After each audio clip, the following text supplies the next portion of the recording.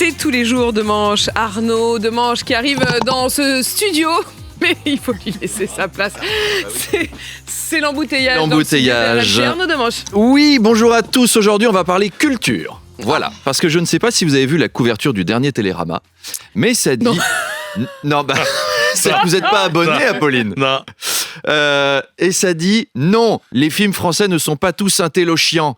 Non, ils sont pas trop nombreux. Non, ils sont pas tous pareils. Et j'ai envie de dire, ça s'argumente. D'ailleurs, c'est une conversation que j'avais l'autre jour avec un ami de la station, Dominique Besnéard, qui me disait... Moi, je trouve que Télérama, ils ont raison. Il faut tordre le cou à ces clichés. Il y en a assez. Le cinéma français, mais c'est une richesse. C'est un patrimoine aux mille nuances. C'est un arc-en-ciel de troubadours et de conteurs. D'ailleurs, j'ai un film formidable qui est tombé sur mon bureau. Je vous le pitch. C'est Vincent Cassel, qui est plagiste au Cap Ferret. Il a 66 ans, mais il est très bien conservé. Et il vend des licornes gonflables en slip de bain, claquettes, lunettes de soleil. Et un jour, il rencontre une jeune adolescente de 16 ans, jouée par Valentina Seydoux. Vous la connaissez pas, c'est la petite fille de Jérôme Seydoux, la petite nièce de Nicolas Seydoux et de Michel Seydoux, et la cousine de Léa Seydoux. Elle est divine, elle est merveilleuse, on l'a prise pour son talent, vous pensez bien. Et elle est influenceuse licorne sur Instagram. Mais elle galère à nouer les ficelles de son maillot de bain 2 pièces. Alors Vincent Cassel propose gentiment de l'aider. Et en retour, elle lui offre de lui sartiner le torse avec de la crème solaire. Et au milieu des parasols Orangina et des bouées Snoopy, leurs 50 ans d'écart s'évanouissent dans la magie du moment. Puis elle repart à Arcasson, où elle n'a qu'une seule amie, la fille d'un copain de son père, délicieuse, provocante, qui est jouée par Marguerite Seydoux. C'est l'arrière-petite cousine de Jérôme Seydoux, de Michel Seydoux et de Nicolas Seydoux. C'est un talent inouï, on l'a prise pour son talent. Le papa, c'est Gilles Lelouch, qui est en vacances avec sa bande de potes, et il est attiré par la fille de Gérard Darmon, qui elle est attirée par Jean Dujardin, qui lui est attiré par Guillaume Canet, qui est amoureux de la femme de Vincent Cassel, qui elle fantasme sur un vendeur d'huîtres interprété par Bernard Ménez dans un total contre-emploi. Il y a une tension sexuelle dans ce film, c'est horrible. Je ne vous dis pas qui couche avec qui, je vous laisse la surprise. Mais si vous aimez les plans de gens qui se regardent en se mettant un doigt dans la bouche, en chuchotant « Qu'est-ce qui nous arrive ?»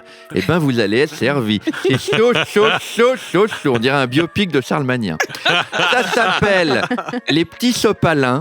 Et en plein hiver, ça fait du bien un peu de chaleur. Voilà, on tord le cou au cliché quand même. Arnaud, 3 mois à peine après la cyberattaque de l'hôpital de Corbeil-Essonnes, c'est au tour de celui de Versailles d'être la victime des hackers. Oui, alors les hackers pensaient avoir appris de leurs erreurs en s'en prenant à une ville qui a de l'argent. Alors ils ont cru que Versailles, l'hôpital, c'était...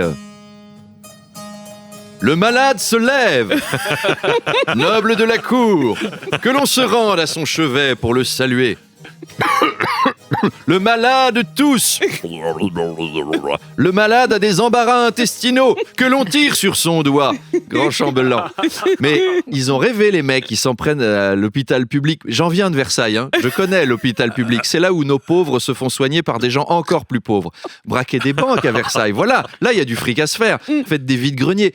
Là, non, l'hôpital, vous allez juste tomber sur les dossiers du col du fémur de Jacqueline de Villaudon. Ça ne vaut pas le coup.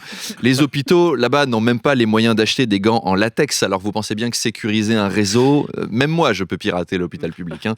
J'ai demandé à Benjamin Duhamel comment on faisait. On tente le mot de passe 1, 2, 3, 4 soleil et puis là t'as toutes les données. Les hackers, il faut pas détruire comme ça l'hôpital public. C'est le boulot du gouvernement, ça, normalement.